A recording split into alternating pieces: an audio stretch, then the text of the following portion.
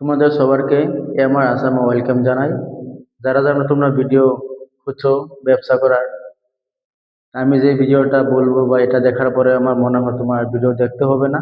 তোমার যদি নিশ্চয় কোনো ব্যবসা করার তোমার মাইন্ডসেট থাকে বা তুমি সত্যি যদি ব্যবসা করতে চাও, তাহলে এই ভিডিও দেখার পর আর ভিডিও দেখতে হবে না। তুমি এই ভিডিও দেখে সবকিছু বুঝে নেবে। তোমার কাছে যদি 20,000 টাকা থাকে, তুমি 10,000 টাকা কিরকম করে আয় করবে। ভালো একটা ব্যবসা আইডিয়া দিচ্ছি, কখনো লস হবে না, এটা গ্যারান্টি, ব্যবসাটা গ্যারান্টি আছে, লস হবে না। তো ব্যবসাটা হচ্ছে বস্তার ব্যবসা। যেগুলো পাটের বস্তা হয়, পাটের বস্তাগুলো হয় আমাদের গ্রামেতে, ভুট্টা হয়, মাক্কাই হয়, ধান হয়। তো পাটের বস্তাতে ভুট্টাগুলো ভরে রাখে। তো বস্তার কথা বলছি, তুমি দেখো বস্তা,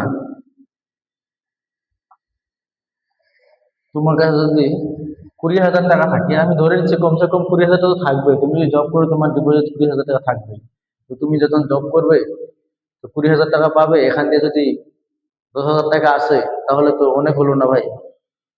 তাহলে দেখো, তোমাদেরকে বলছি 20,000 টাকা, 20,000 টাকা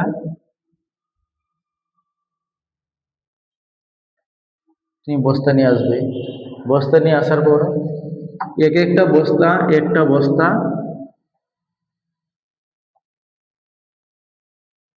20 টাকা থেকে 22 টাকা, 20 থেকে 22 টাকা পড়বে একটা বস্তা।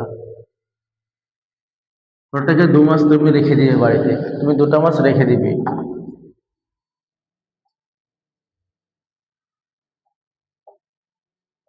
2টা মাস তুমি গোডাউনে স্টক করে রেখে দিবে। রেখে দেওয়ার পরে তুমি ওই বস্তাটা তুমি কি করবে, বেচে দিবে।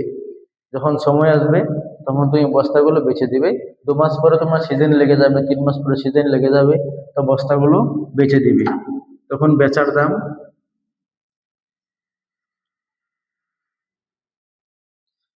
30 থেকে 32 টাকা হয়ে যায়। 30 থেকে 32 টাকা হবে বেচার দাম। তাহলে পার বস্তাতে তুমি কত কামাচ্ছ? 10 টাকা কামাচ্ছ। তো 20,000 টাকা বস্তা কিনলে, 20,000 টাকা বস্তা কিনলে তুমি লাভ পাবে 10,000 টাকা।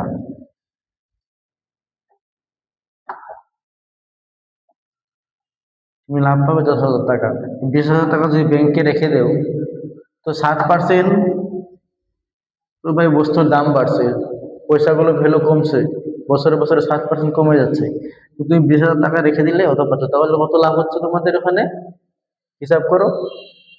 যদি 1,00,000 টাকা স্টক করে নাও,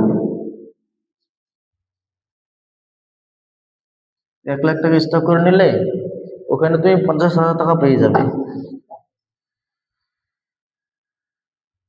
50,000 টাকা পাবে। এরকম ভিডিও যদি আরো দেখতে চাও তো তুমি চ্যানেলটাকে সাবস্ক্রাইব করে দাও, লাইক করে দাও।